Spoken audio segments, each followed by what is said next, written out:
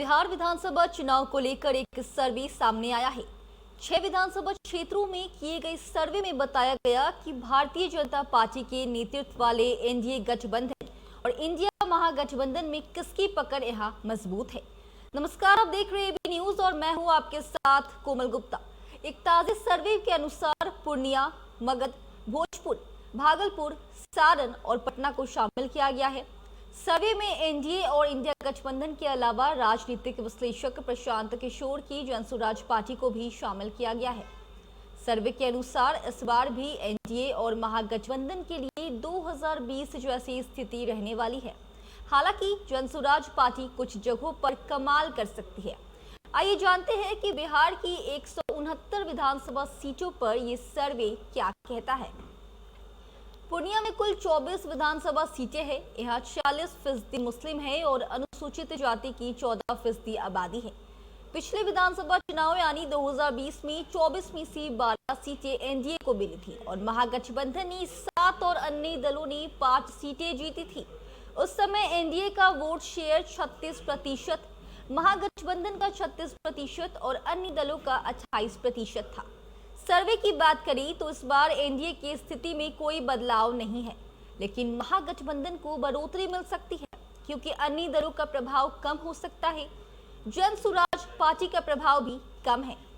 वहीं मगध विधानसभा क्षेत्र में कुल 26 सीटें हैं और यहाँ 10% मुस्लिम और 31% लोग अनुसूचित जाति से है। 2020 में यहाँ महागठबंधन ने बाजी मारी थी।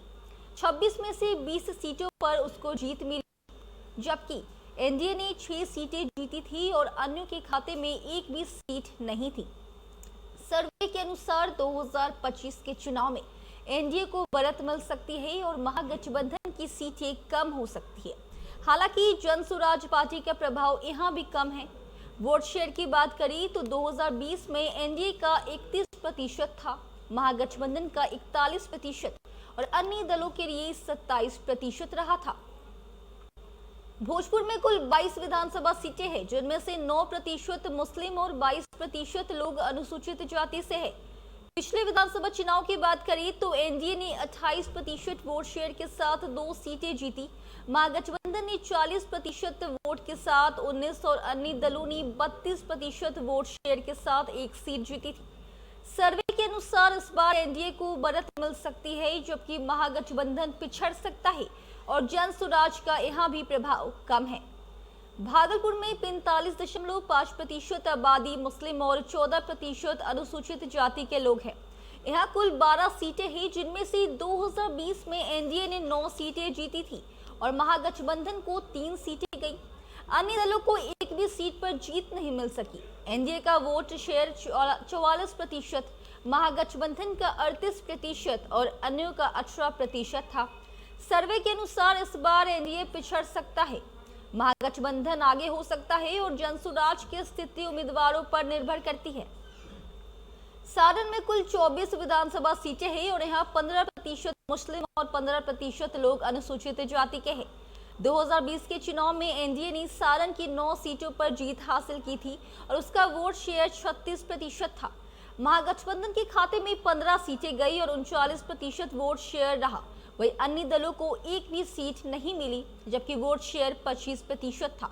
सर्वे के अनुसार इस बार एनडीए और महागठबंधन की स्थिति में कोई बदलाव नजर नहीं आ रहा है, लेकिन जनसुराज की यहाँ अच्छी पकड़ है। पटना में 21 विधानसभा सीटें हैं। यहाँ 7% आबादी मुस्लिम की और 22% लोग अनुसूचित जाति से है। वहीं 2020 के चुनाव में एनडीए ने 39% वोट शेयर के साथ 11 सीटें जीती, जबकि 38% वोट शेयर के साथ महागठबंधन ने 10 सीटों पर जीत हासिल की।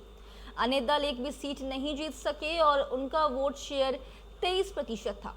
2025 के विधानसभा चुनाव की बात करें तो सर्वे के अनुसार एनडीए और महागठबंधन की स्थिति में कोई बदलाव नजर नहीं आ रहा है, जबकि जनसुराज की पकड़ यहाँ अच्छी है।